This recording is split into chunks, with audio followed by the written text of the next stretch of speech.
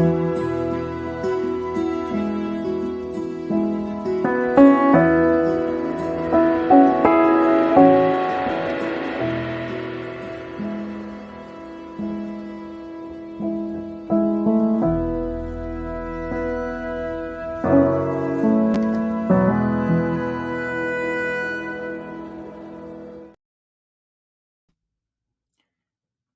everyone. Welcome. Good evening. And we welcome you, or good evening, good afternoon, good morning, wherever you watching or whenever you watch this. Um, it's the Arcus life again, and with me today, my study partner Uloma. Good evening, Ulo. Yeah. Happy Sabbath. Happy Sabbath. Welcome, How's welcome. your week? How's my 2 weeks? How have the past 2 weeks been? Yeah. Um. Well, for me, it's been cruise mode. Just boom. I That's like how the I see sound of that. it. Cruise mode. Yeah. I like the sound of that. So what share a testimony, give paint a picture. Paint a picture that will put me in your 2 weeks. Let me see. Not necessarily one specific thing, but paint a picture. Let's see how did our integration of prayer, Mm. how did that influence the cruise mode that you just It had everything to do with it. I would say, like when you had, or when you have like external pressures that you cannot deal with, but you know that there's a force, right, that is bigger and is greater. It always just gives you that additional comfort. Whereas if you didn't have that place of solace, of like reliance that you're, anchoring on, it would have taken you to places where you would not like to be, even if you feel like you are trying to do it or solve the issues for yourself. It ends up being things that you would regret in the long run doing.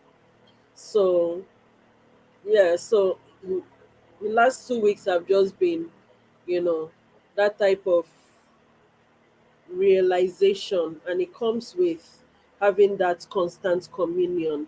However you want to do it, is it by having conversations, or is it by doing the fixed hours and knowing that, okay, there's something specific that I want to talk about, or to let go of, or to have that some sort of uh,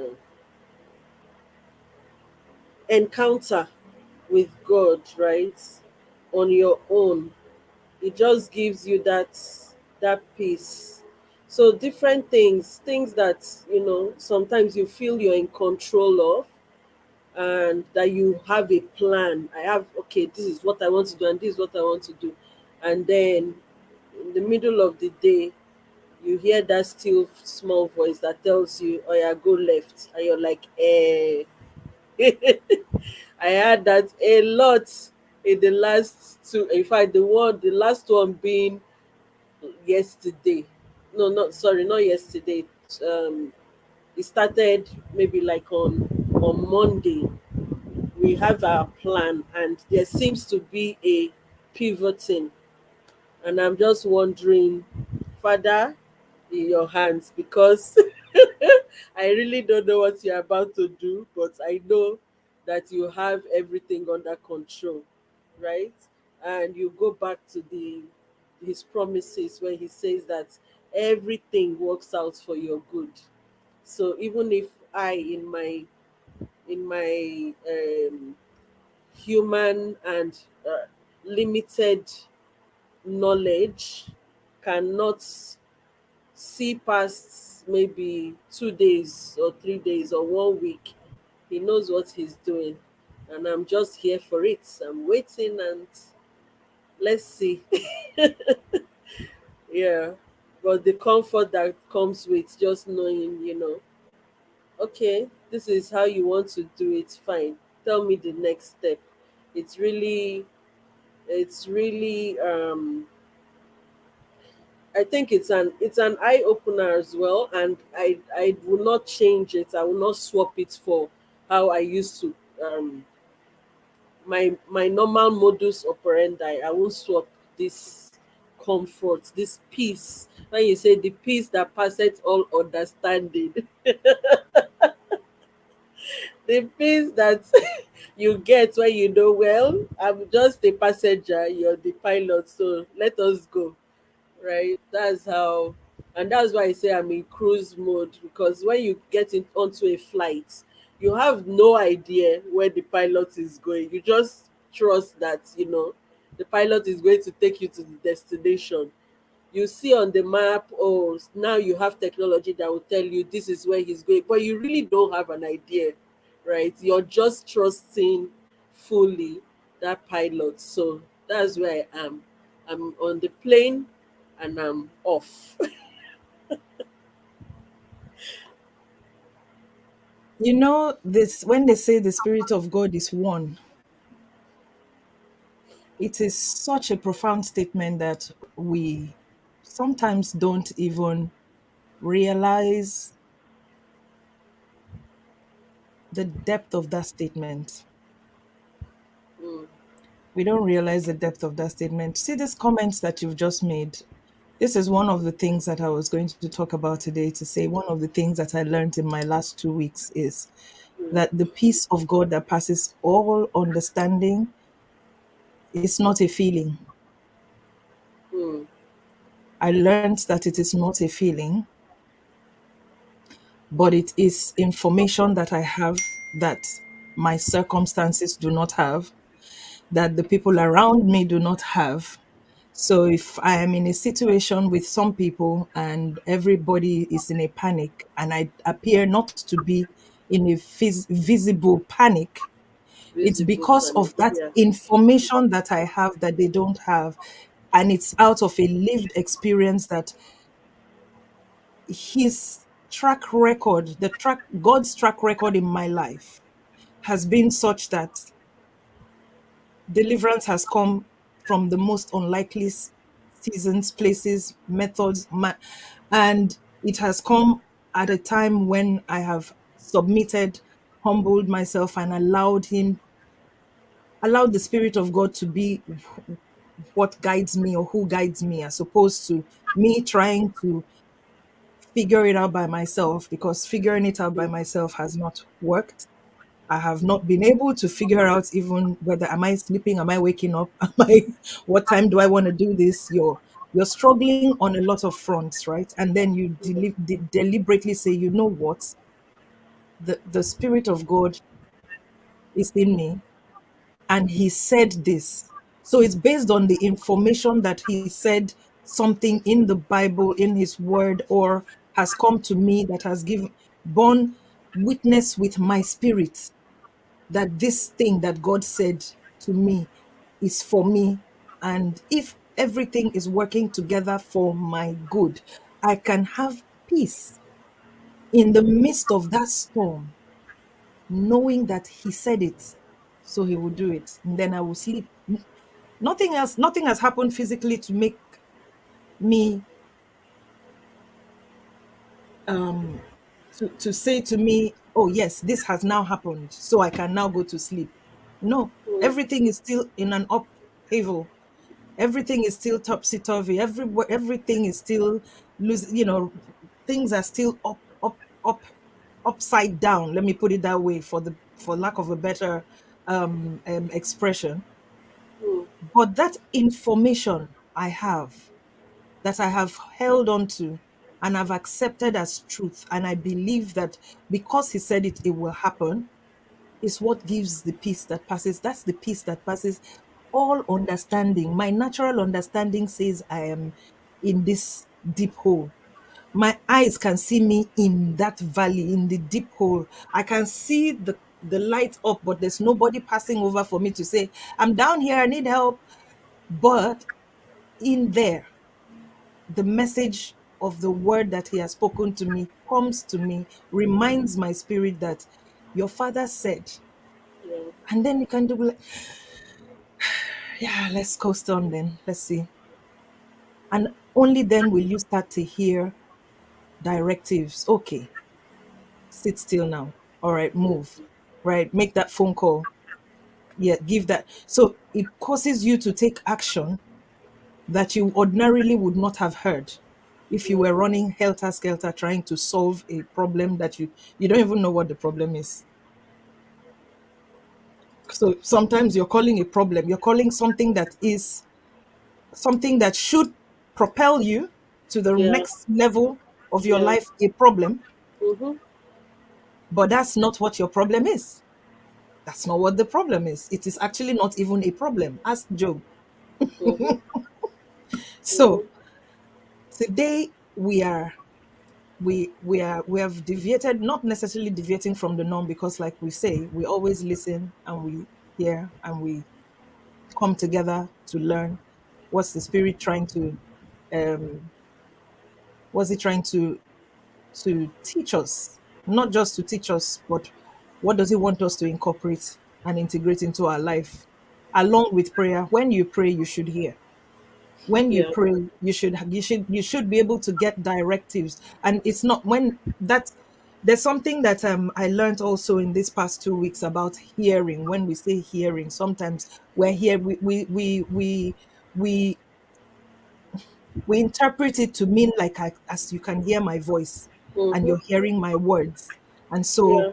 I will hear something, and or I will read a book and it will say go to Uloma's house and meet her to no. There's various ways that God would speak to us, and those the most intricate ones, or the most what's the word I'm looking for, potent ones, are the ones that sink deep in your spirit and your intuition, that you know that you know that you know. Mm.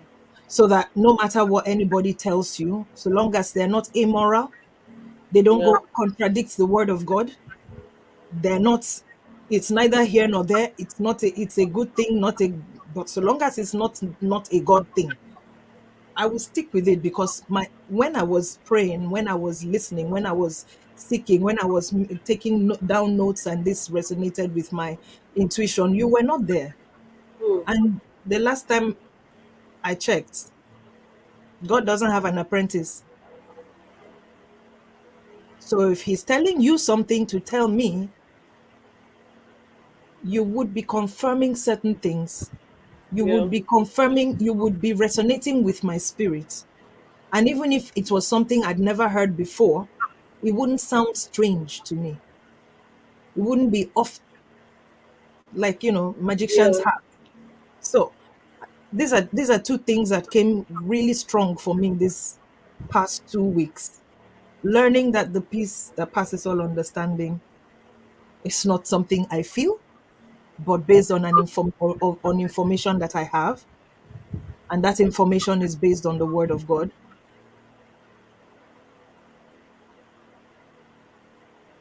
We still we still have our backdrop of the spiritual discipline of prayer, and it's used in the place of prayer that and conversation, and when you're writing, journaling, Yeah. meditating. Okay, one verse, this verse in this devotional, what does it mean? Mhm. And last week we were saying something like, every time we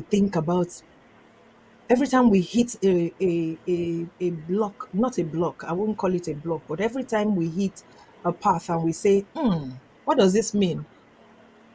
The next day or 2 days, God That's. sends us teaching. Yep. Somebody says something, and that person has been given a revelation about this same concept or word or a passage in the Bible, that we're like, okay, so what does the kingdom mean? That's when we fell Yeah. on the teachings of Miles Monroe, remember? Yeah. And then it led us into prayer. And what does prayer really, how are we even Mm-hmm. praying? So Mm-hmm. a lot of the things, there's nothing that any of us knows that someone did not teach us. And our children's children to come are not going to have superior knowledge that came from to them directly. It's all emanating from, whether we like it or not, tradition, culture, everything passes things on. And the people who have gone ahead of us, some have interpreted the word accurately, some have added their own interpretation, some, and it may not even be their own interpretation, to be honest. It might just be, remember Samson? Moses gave them a law. Don't marry outside of your community, outside of your tribe, outside of your. But Samson said he wanted the Philistine woman, and his parents were like, "Are you okay? Is it that we don't have any beautiful women in our, like, you have to go to the enemy camp to get a wife?" But what does the Bible say about it? It says that for God wanted an occasion to deal with the Philistines. Yes. And so it was God's doing that he wanted a Philistine. So what are we fighting? Hmm.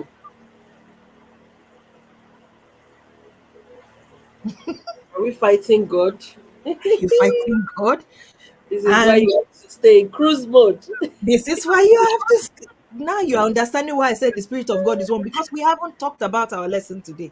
Yeah. We didn't even share Bible verses or anything today. Yeah. So for you to start off with that is why I said the Spirit of God is one. And when He's given you Always. something and told you to do something, and He says, be silent, you Hmm. keep quiet and do Yeah. it when it is time, because only when it's time will you understand. We see with hindsight, God is the only one who has gone ahead and finished the work before He created us. Mm-hmm. None of us is God apprentice. All of us are followers. He is a shepherd, we are sheep. Yeah. Accept who you are so that you will know what your job is, and stop trying to lead To yourself. be God. Walai. To So be God. that brings us to our conversation today, which is taken from Esther chapter 4. It is going to, when by the time we finish today, you will now understand my first comment and the power, the potency of what you said when you started off today. So, do you want to read for us Esther chapter 4? Or let me just give a quick synopsis. Esther was the queen who was a Hebrew orphan that was being looked after by her uncle Mordecai. And he worked in the king's court. And at this time, where we're going to read about, she is now queen because the previous queen was disobedient to the king, and his advisors made him sideline her. And of course, they now brought all the maidens, and the whole story. Read it, the book of Esther. It's a beautiful story to read. It's Yeah. a nice feel good, almost an M&B kind of Hmm. book. But the lessons therein are, they're profound. And just like every other part of the Bible, to be honest, depends on what you're looking for. If you're looking for God, you'll find Him. If you're looking for Yes. something to justify evil, you will find it. It's Yeah. up to you. It depends on who spirit is leading you. And Mm-hmm. I'm believing God that those of us who are here, who will listen to this and watch this, will be led by the Spirit of God to open our eyes so that we can see the truth of His word, that will allow us to demonstrate His power to ourselves and to one another, and glorify Him. We ask this in Jesus' name. Amen. Amen. So, all that story brings us to Esther chapter 4, where now someone has it in for Mordecai because he's not bowing down to the guy. This guy wants to kill all of them. Yeah. And herein we have our statement for today. So I'm not, I don't know. What do you think? You want to read the whole? Let's read it. Let's read it. We have time. Okay. Um. And this after Esther has become queen, right? This is after she has Yeah. become queen. This is now when the Yes. Israelites are, when the When they Jews are are under, being threatened they're about to to have genocide. extinction. Yep. Genocide is about to happen. Okay. Yeah. So when Mordecai learned what had been done, he ripped his clothes to shreds and put on sackcloth and ashes. Then he went out in the streets of the city, crying out in loud and bitter cries. He came only as far as the king's gate, for no one dressed in sackcloth was allowed to enter the king's gate. As the king's order was posted in every province, there was loud laments among the Jews, fasting, weeping, wailing, and most of them stretched out on sackcloth and ashes. Esther's maids and eunuchs came and told her. The queen was stunned. She sent fresh clothes to Mordecai so he could take off his sackcloth, but he wouldn't accept them. Esther called for Hathach, one of the royal eunuchs whom the king had assigned to wait on her, and told him to go to Mordecai and get the full story of what was happening. So Hathach went to Mordecai in the town square in front of the king's gate. Mordecai told him everything that had happened to him. He also told him the exact amount of money that Haman had promised to deposit in the royal bank to finance the massacre of the Jews. Mordecai also gave him a copy of the bulletin that had been posted in Susa ordering the massacre so he could show it to Esther when he reported back with instructions to go to the king and intercede and plead with him for her people. Arthur came back and told Esther everything Mordecai had said. Esther talked it over with Hathach and then sent him back to Mordecai with this message. Everyone who works for the king here, and even the people out in the provinces, knows that there is a single fate for every man or woman who approaches the king without being invited: death. The one exception is if the king extends his gold scepter that he or she may live. Then he or she may live. And it's been 30 days now since I've been invited to come to the king. When Hathach told Mordecai what Esther had said, Mordecai sent her this message. Don't think that just because you live in the king's house, you're the one Jew who will get out of this alive. If you persist in staying silent at a time like this, help and deliverance will arrive for the Jews from someplace else, but you and your family will be wiped out. Who knows? Maybe you were made queen for just such a time as this. Esther sent back her answer to Mordecai. Go and get all the Jews living in Susa together. Fast for me. Don't eat or drink for 3 days, either day or night. I and my maids will fast with you. If you will do this, I'll go to the king, even though it's forbidden. If I die, I die. Mordecai left and carried out Esther's instructions.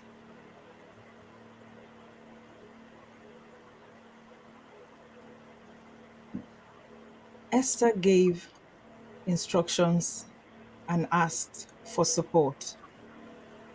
She did not divulge her plans. That's the Mm, first thing.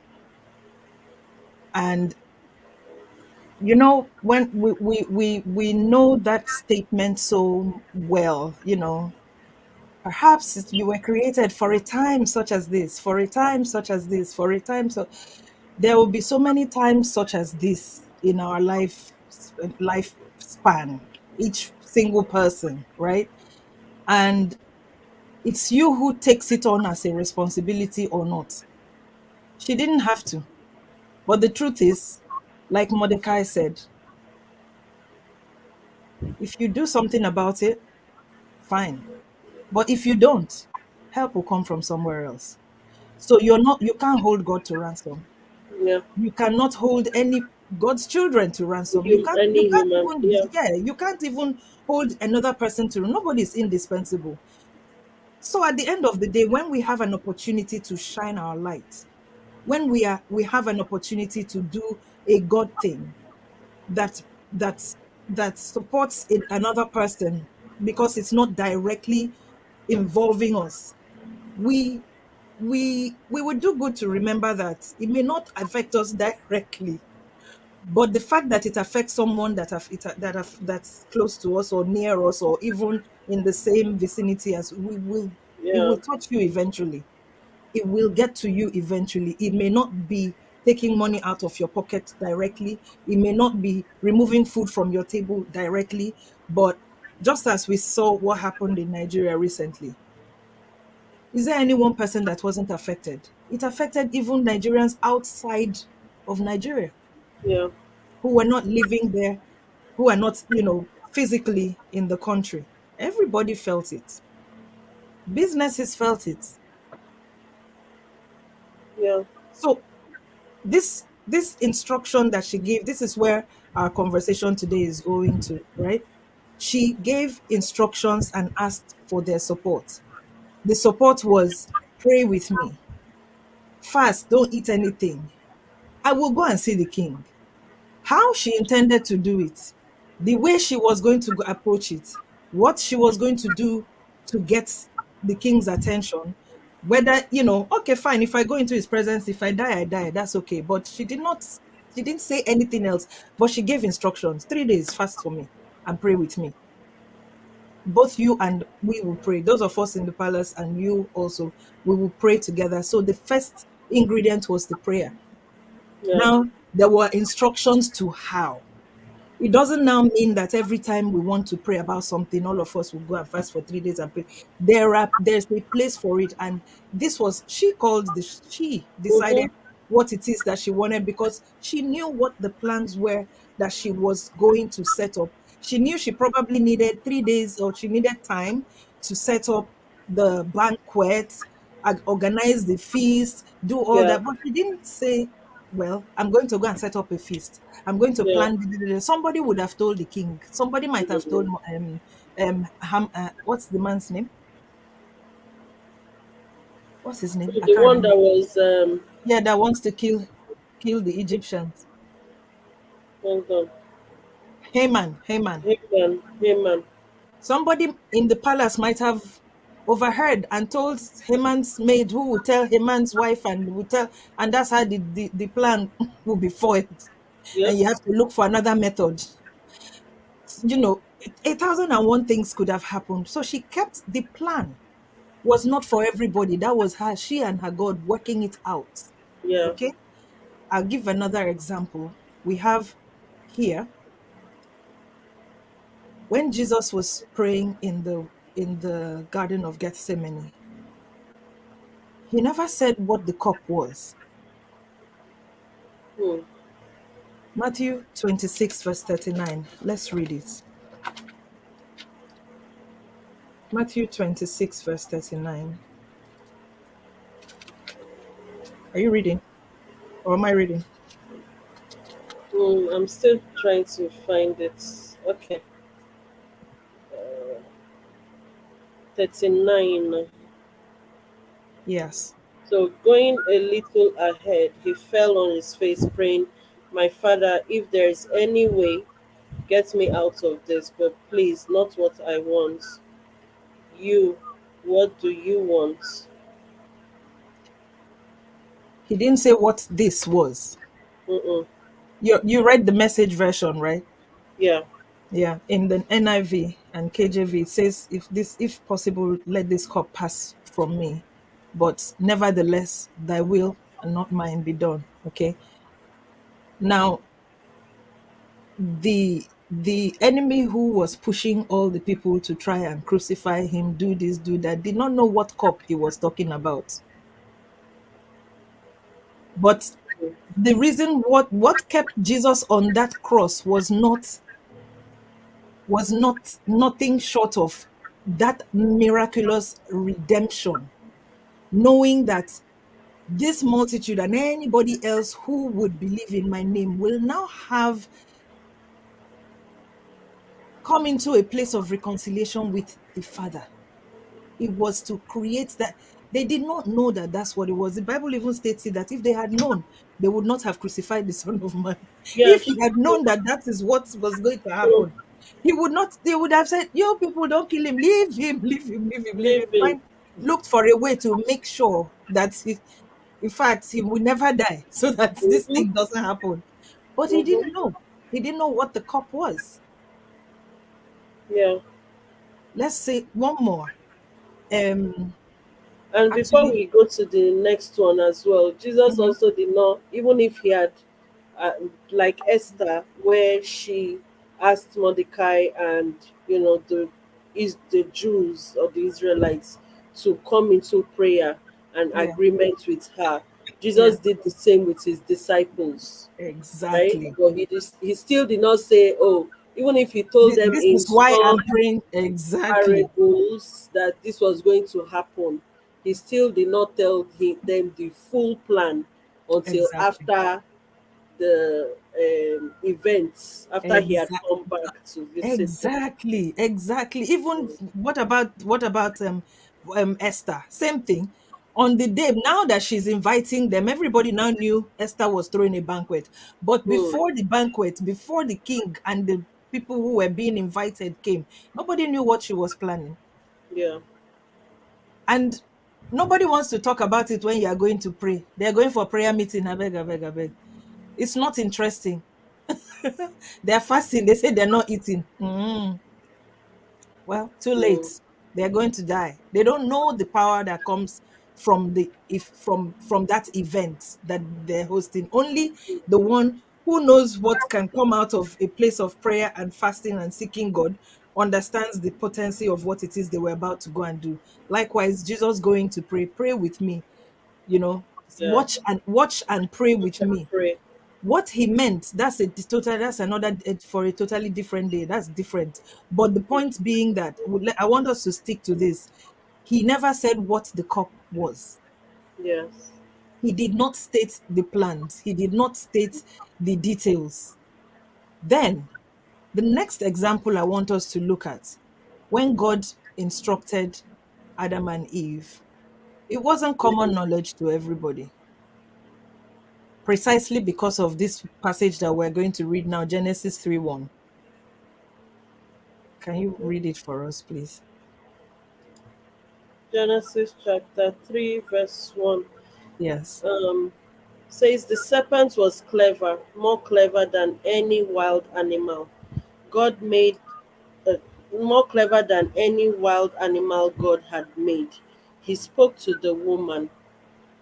Do I understand that God told you not to eat from any tree in the garden? Can you see that he had to ask her, do I understand? Is it, did, how does the NIV put it? Did God really say? Hmm. Did he really? At that Did point, God really say? if she had said something like no, No. he would have had to ask her, so what did he say? But she offered the information. He didn't know what exactly God said. Mm-hmm. He had an idea. Don't forget, he was, you know, that he used to be the head of praise and worship in heaven. He wasn't exactly, it's iniquity that entered his heart that caused him to be thrown Yeah. away. The fact that he had already conceived such a thing in his mind is what caused him to be, to be derailed. It wasn't enough for him that he had so much light. He now wanted the light in his, both in his, on his body, in his person, and in his hands. Greed entered, and he wanted to be like God. He wanted more than what he was getting. I don't even know. When I read it, I'm baffled these days. Like, I see such similarities with what we do on a daily basis, that Yeah. we're not aware that we're even doing it. But the point is that it wasn't common knowledge until he was told categorically what God said. And so first thing he does is discredit God in her eyes. Don't worry, you won't die. You're not really going to die. It's just that you will now know what God knows. Mm. So he knows where he's at. He knows that he's been sidelined. How many am I the one going to go alone? All of us are going together. We will suffer this thing together. Do you get? Now, the last one the last example that we're going to read is John chapter 11, verse 28. When Lazarus died and Jesus now came, remember that Mary was in the house with the people who came to, Mia, fix your face, or with all the people who came to mourn with them. And Martha had run out to go and meet Jesus when she heard he was coming. And then she saw Jesus, they talked, and then Jesus asked for Mary. So she ran back to the house and told her sister, the master is here and he's asking for you. Mary did not speak to anybody. Mm. She didn't say, ah, guys, wait, I'm coming. Let me go and see Jesus. He's calling me. The Bible records that Mary got up and ran to go and meet the master, to the point that the people who were around her, all the mourners who came, the wailers and they thought, ah, she's going back to the graveside to go and cry again. Let us let us Yeah. follow her and go and Make cry the with volume her. louder. Let's go and shout louder, help her cry for her brother that has died. She didn't ask permission to go. She heard the master is around and he's calling for you, and she went. Yeah. She didn't need anybody to validate the call or respond, or give her permission to go and respond to him, or tell her, your tradition, you're not supposed to leave the house now because you are mourning. You have to sit here. She didn't tell them anything. She got up and she went.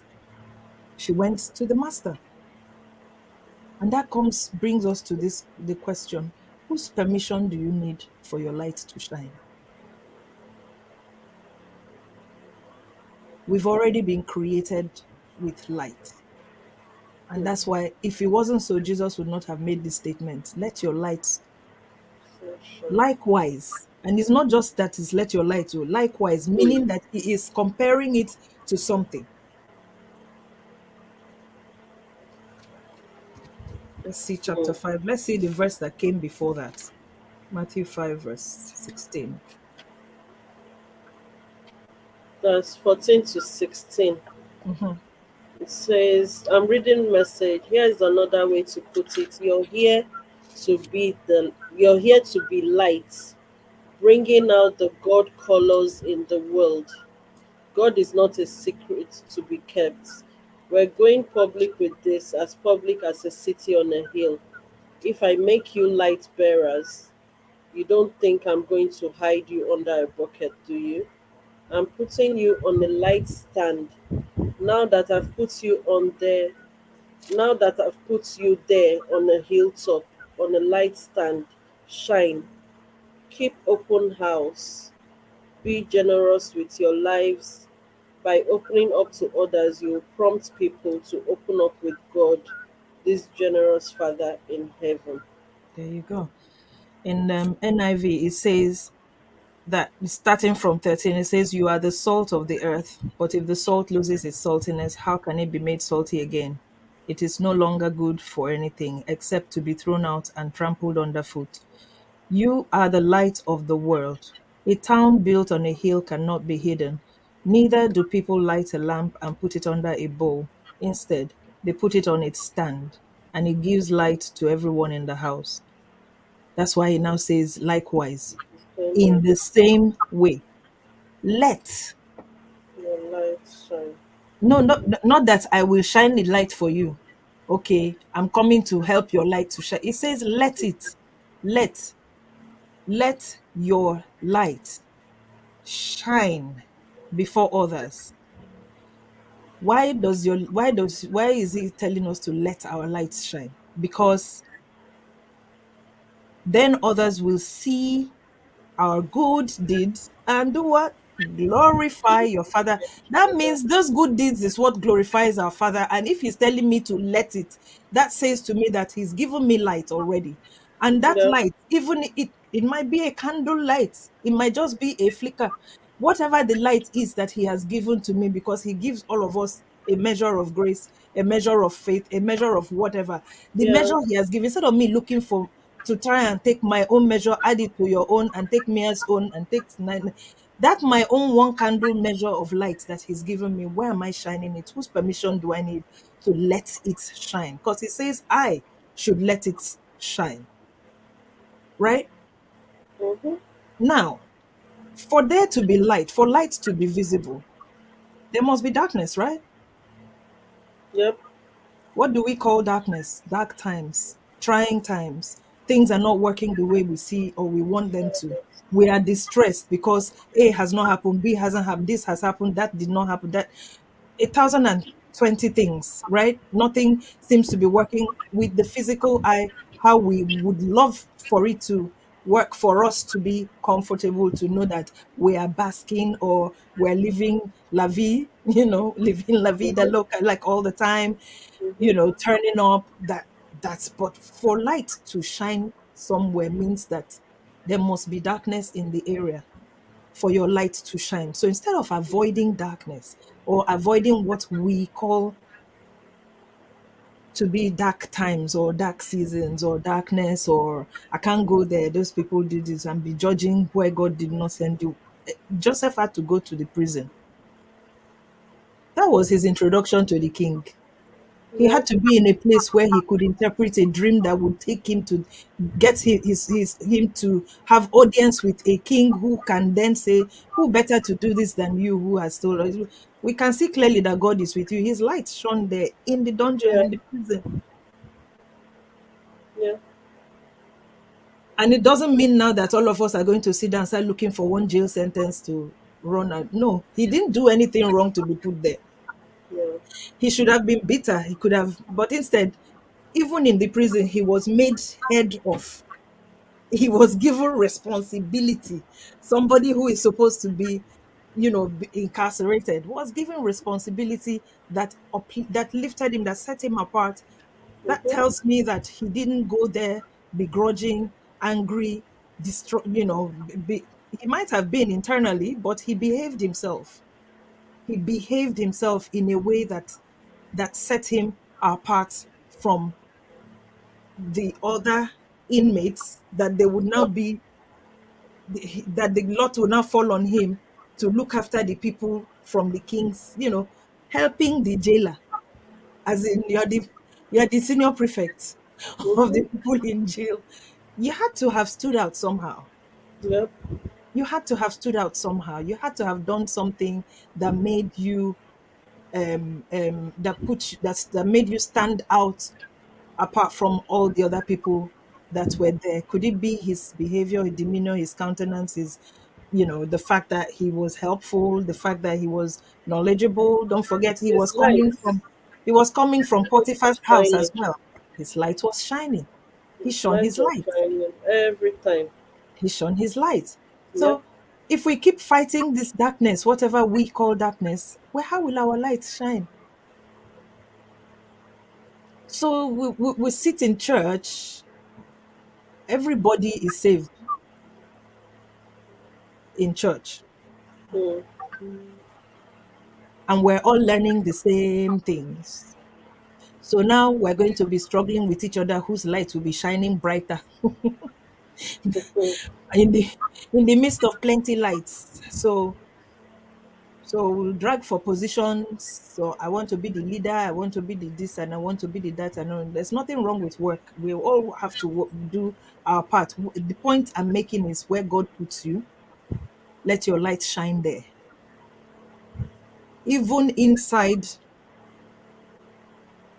religious circles, there is darkness. Mm-hmm.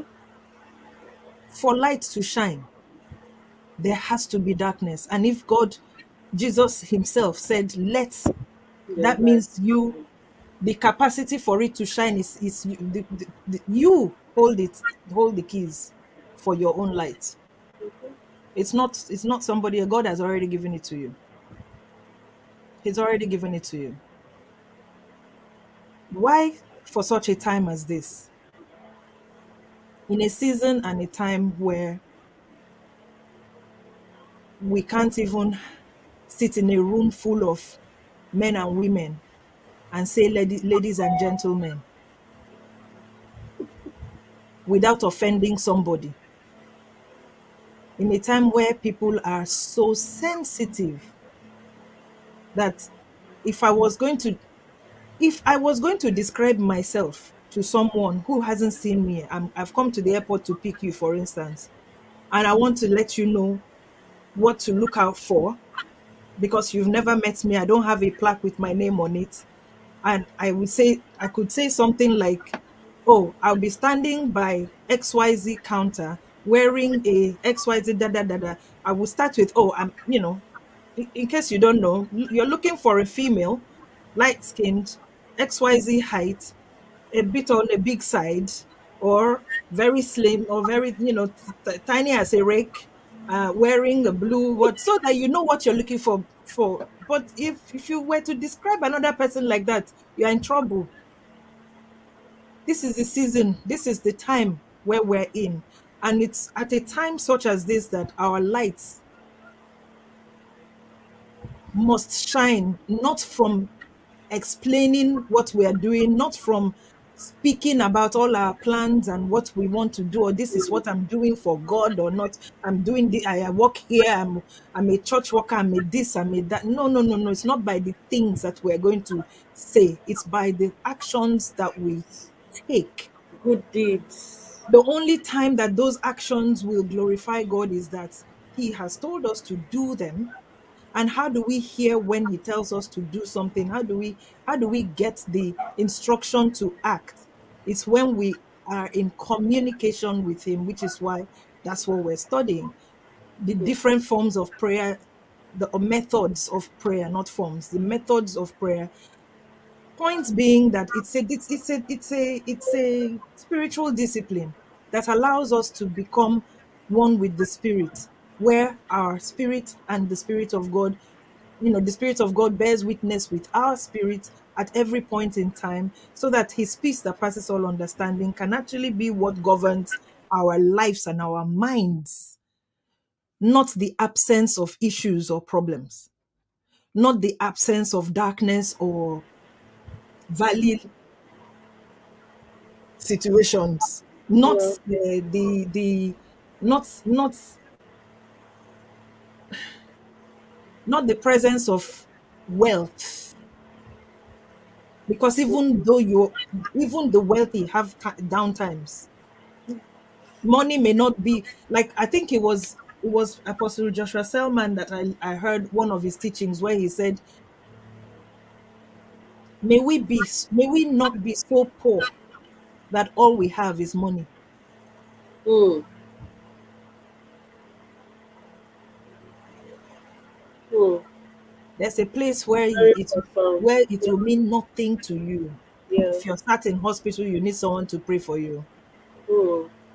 When the doctors tell the person we can't find anything wrong, but they're wasting away, Mm. and they've got billions in an account and houses all over the place, you 6 feet. So these Everybody. good deeds that our lights need to point, they should become signposts by our actions. Faith Mm-hmm. without works is dead. Yeah. And it is the works you do that glorifies God, but not because you are acting, you're doing the work so that God can love you. You're doing it out of a place of, I am loved. And because I Yeah. am loved, remember the video we watched the other day that I got from another one of the platforms from Guiding Light Assembly, the women's platform, where the boy was racing, his brother fell. He would have come first. He Yeah. he threw it and helped his brother cross the finish line and pushed him ahead of. How many people do that? Not many. How can I not take the glory after I finished running the race? You fell now. You fell. That's why. Yes. You fell. So me, I can be going. I told you to eat on that sneaker bar. You did You not. Now, refused. look at Now yourself. I should lose my own glory because Mm. that was just a profound video. Yeah. And to me, it just reinforced something in my spirit that it really doesn't matter. Hmm. because many people, not many people, most people and everybody will 99.8% of the time not remember what you said, except what you said was something that hurts them. Then 100% they will remember. Hmm. But you know what thing that somebody, people, 100% of people will remember is how you made them feel. Yeah. Now, it's up to the person who doesn't remember you for good when you have done good to them. That's not your problem. Hmm. That's not your beef. That's not your worry. If the apple tree, if you pluck a fruit off the apple tree, it's not going to stop producing because you plucked its fruit. If anything, it will produce more To fruit. produce more. Sure. It will Sure. produce more fruit. So, this is what we're being called to do. Let's embrace whatever it is we call darkness and make Hmm. it a canvas on which to write our own story. Every day is a brand new day with brand new mercies that a loving Father has given to us and gifted us with Yeah. for us to be able to rewrite. It didn't happen yesterday. I lost my cool. I lost my temper. Here's Hmm. another day. Brand new day. Here is another day. To do it right. Lord, To thank take you care. for this new day. I can Mhm. make amends for what Yeah. I did. Bible tells us, say, if you were given a gift and you remember that your sister is angry with you or your brother is angry with you, not that you are the one angry. I thought Hmm. that thing was so unfair at first. When Hmm. I first started reading it and trying to understand it, I thought that, but they're the How ones would who, I know? How would I know that they're angry? What would I know they're angry for? Why me? why am I the one who has to go and Why say am I sorry? the one that is sorry? They're Yeah. the ones who offended me and they're angry. And then I am supposed to still go and say sorry. I mean, I don't understand. But remember the Proverbs, the one you showed me the other day. Remember, you pointed it out to me that in Proverbs where he said, if you don't forgive, what are you going to do with the annoyance? What are you Yeah. going to carry the offense? What are you going to do with the offense? What are you doing with it? What are you doing with it? Yeah. Yes, Mia. Yeah, I just realized something. Yes. So I going way back Can you into just talk normal? ah. I mean, Talk normal. Stop it.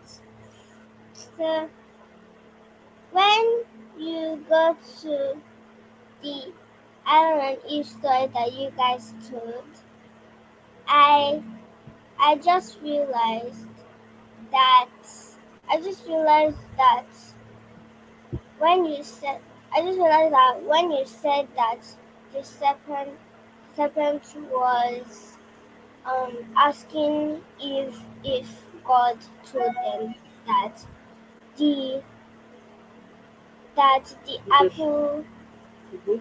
the I don't know if it was an apple, I forgot. The The the fruit fruit, fruit. the fruits of the tree. the tree, Mhm. which I like to call the fruit of knowledge. Mhm. The fruit of knowledge when and his and the serpent said, did God tell you to not eat this this fruit from this tree? Mhm. And sorry, not Adam. Eve said Eve said yes. And but God didn't tell them that it will it will make them know everything God knows. Mhm. As in like they didn't know the galaxy. They didn't know what they were on. They just knew themselves and then it so, probably. Mhm. Mhm. And God is our Father, and He'll do anything to help us and make sure we're okay. I Mhm. like what you said because that's the serpent more or less lied, right? Yes. Because we still don't know everything that God knows. Exactly. Do you understand? So he used that as a trick for Eve to eat that fruit To because thinking, discredit oh, herself. Mhm. yes, I will be like God. Oh, why doesn't he want me to know? what he knows. Okay, so let me eat it, right? Rather than what he did was trick her into being where he was Yeah. in disobedience to Yeah. God. In disobedience, which is Yes, but the yes, Mhm. but the thing I'm saying is the thing I'm saying is not about the serpent or Eve. It's about God actually. Mhm. Mhm. That means God is our God our is our loving Father who made us all. Mhm. But as for me, I thought God would never lie, and in the Bible, He lied despite despite Adam and Eve being His child, being not being His. What am I saying here? So Being how did he lie? I want to know how did he lie? He lied because He said that they would die. But obviously, when Eve ate the apple, she didn't die. She just gained knowledge. But did Right. she die? She So is didn't It, she die. still alive? no, She's still alive.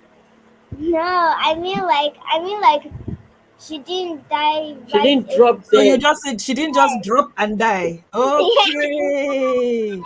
die immediately. So Was that what God let said me in the explain it Bible? to you. Let me explain it to you. See, two things, right? Because we too have struggled with this. So it's a beautiful thing that you're here now so that you can understand it. When God said to them that they will surely die, Surely. Mhm. that death was not the death of close eye, die, put in the grave and bury. It was the death Mhm. of separation. So let me give you an example now. Your mom has told you something. Mia, this thing will cause me to really be offended. If you do this, I will move out of the house. And I then never. you do, no, hang on. Yeah, that's why I'm using that example because I know that you're about to enter your mom's umbilical cord again. So now, if you know that me, if you are you listening? You asked a question because we know that God does not lie, he's not man. At So all. one thing I need you to understand it very, very clear because you're very smart, right? If your mom has made that declaration and you go ahead and do what you did, she she will she move out on the same day? She might not be able to move out on the same day, but the point is she has told you she will move out of the house. So what will happen now is she's going to now get another house. It might take her a month or two to find another house.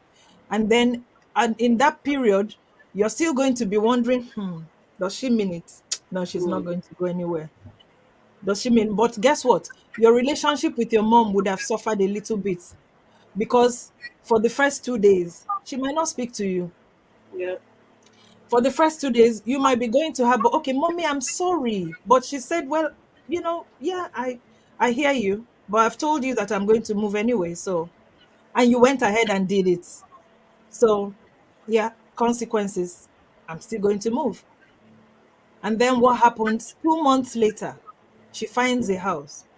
She pays for the house. 3 months later, the house is ready to be moved into. She's got a truck. She has still has to pack up her stuff, put them in boxes, then put the boxes in a truck. So from the day you did what you did that she told you not to do, that she will move, to the day she finally moved, it took some time. So it didn't happen immediately, but it happened. And the first thing that happened was the relationship between you and your mom are now It's strained strange. because of Yes. this thing that you did.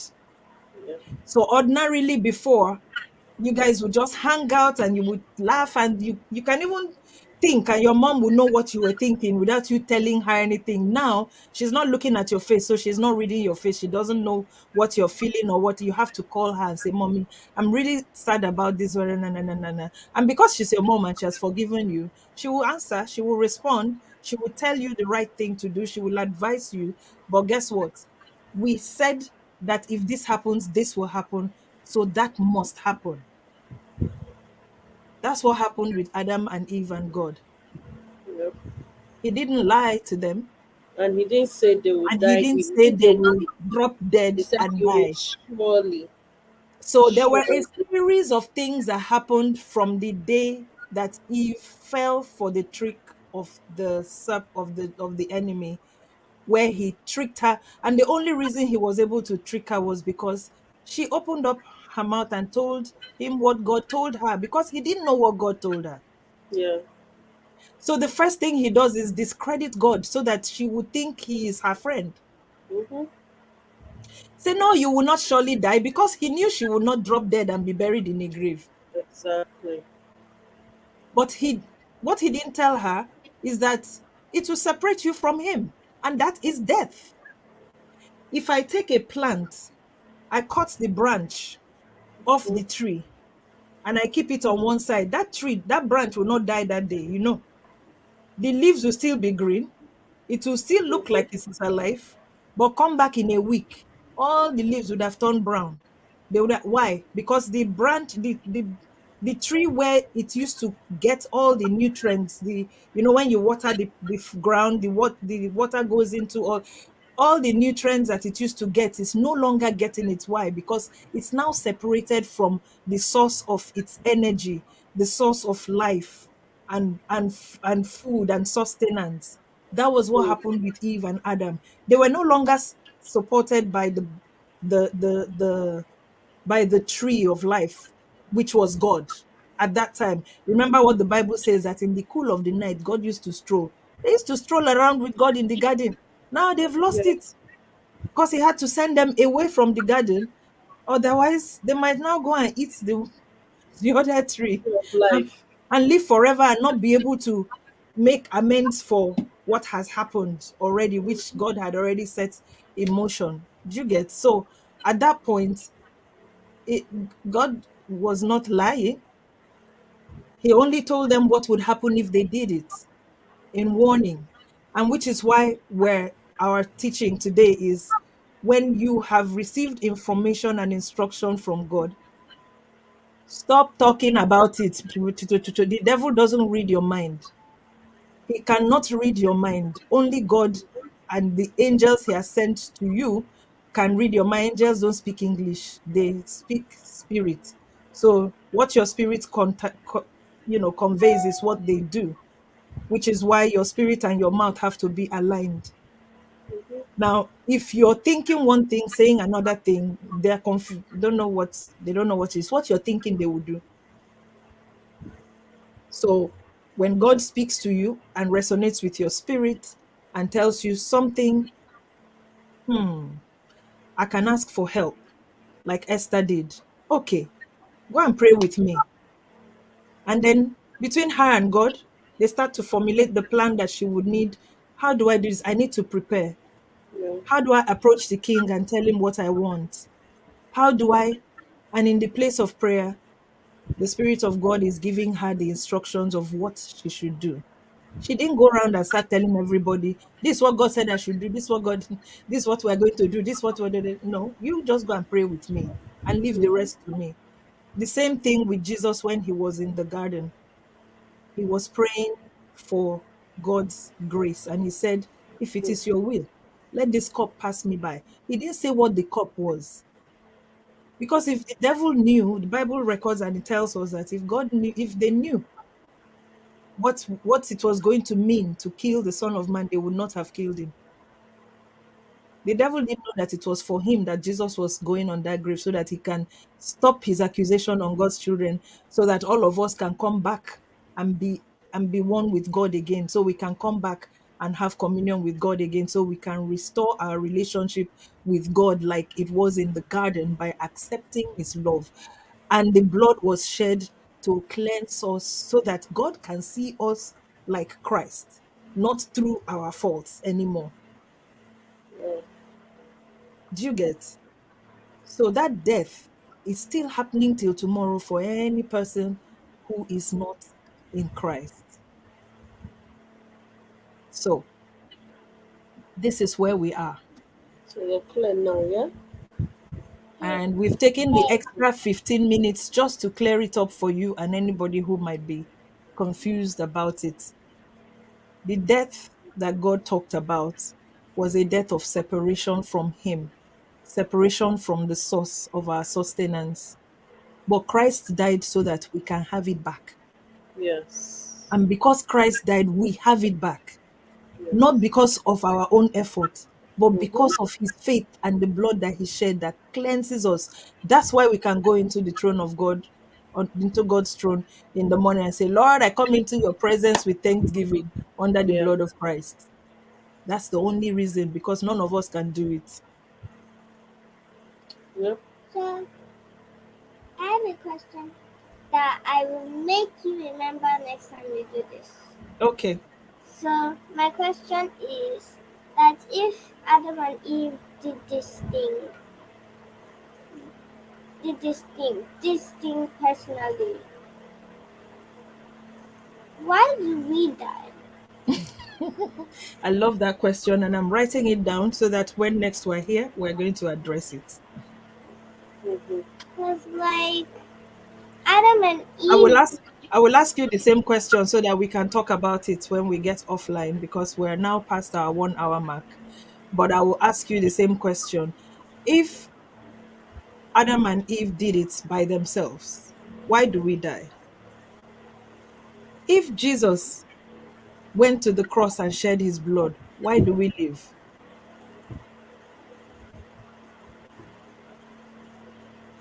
I'm confused now. How did he share his blood?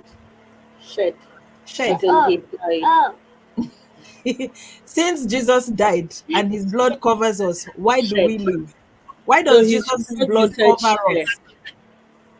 Why does Jesus' blood cover us? Yes. So one and the other. So that's Hmm. where we're going to end it today. Let's make sure that when everything we see physically does not make sense, just Hmm. close your eyes. You know, when you close your eyes, what do you see? Darkness. So that the light that points in your eye will be Christ that you're focused on. What did Jesus say? What does God say to me? How Mm-hmm. does his peace come to me in this season? Focus on the voice that doesn't shout loudest. What is it saying? Because your soul is where you get the pain of what they did to you before. Your soul is where you get the pleasure of what you think will help you or what you enjoyed. It will be loud. Let's just go. Let's just not do it. Let's just not listen. Close your eyes, focus on Let's hear Christ, him. and listen to that one that is not shouting loudly. It will speak to your spirit so that in this darkness that we are about to embrace, we can now start to write and see a new movie playing in our mind's eye. That is the vision of where our life is supposed to go, so that we can let our lights shine. Yeah. That way, I can close my eyes when someone is being mean to me and say, if I do this thing, I'm doing exactly what this person is doing, and I'm like them. Yeah. So I'm going to do the opposite, that is about kindness, that's about love, and that I know will glorify my Father because He said I should be kind. So sometimes it might mean that I shut up.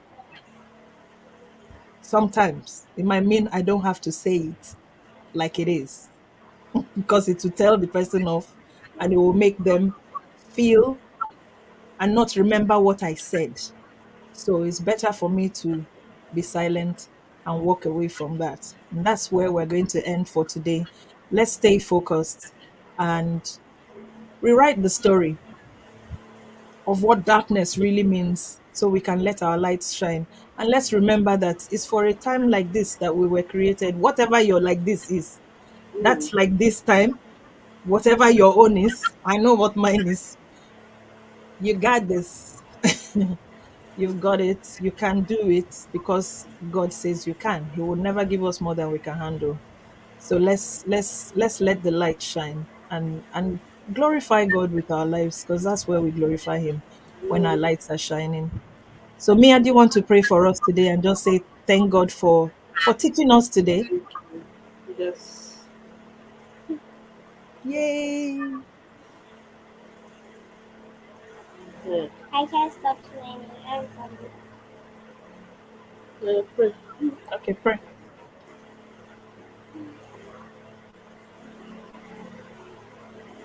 Good evening, Lord. Today that we have finished our Bible study, at the at the very at the very end, we pray to you because we pray to you because that's what Christians do, and we are Christians, we and we will thank you for all you have done for us. We thank you for our life. We thank you for the earth. And if we were on any other planet, we would not survive. We would not survive without you. We'd never be made without you.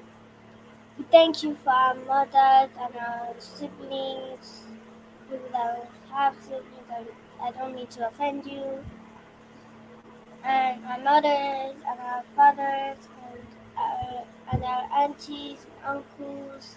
We thank you for everyone you've made in our life.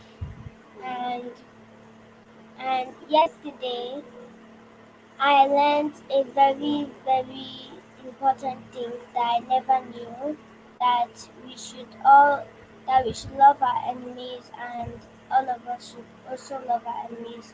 Thank you for being here. Without you we'd never live, we'd never even be made, and we and we will never let you down, and if we do, I don't know what to say to us. All I know what to say is that all I do know what to say is that if you disobey God, you will not become you, you your spirit of a Christian has now left your body because you have Hey. disobeyed God and created a sin.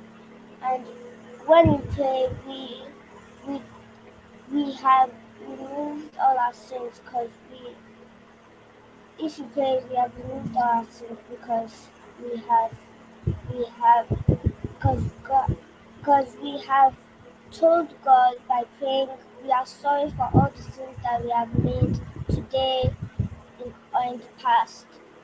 In Jesus' name. And and everybody will be covered in the blood of Jesus. In Jesus' name we pray. Amen. Amen. I see that Amen. you've been practicing your conversation Yes. prayers. Yes. Oh, thank you. Thank you for that, Mia. Conversation prayer. Well So the done. Arcus is going on a snooze break until the 22nd of April. We are going to integrate everything that we have learned, and we're going to wait to hear what the Father wants us to do next. And when we come back, we will have enough to do. But And we're here to listen, and we're here to take instructions, and the instruction is a snooze time. So we snooze. But we're back on the 22nd of April by God's grace. So until then, let's go and let's lead a transformed life. Don't forget to go. Oh, our planners are now on Amazon. So don't forget to go get your copy. For those of us who like hard copy, get your copy and get planning, and let the Spirit give you a guide as to what it is He wants you to do, to write on your canvas. Yes. Enjoy your weeks while we snooze. Don't One snooze your prayers. Keep more. praying, keep learning, and keep integrating. All right. Bye. See you on the other Bye. side.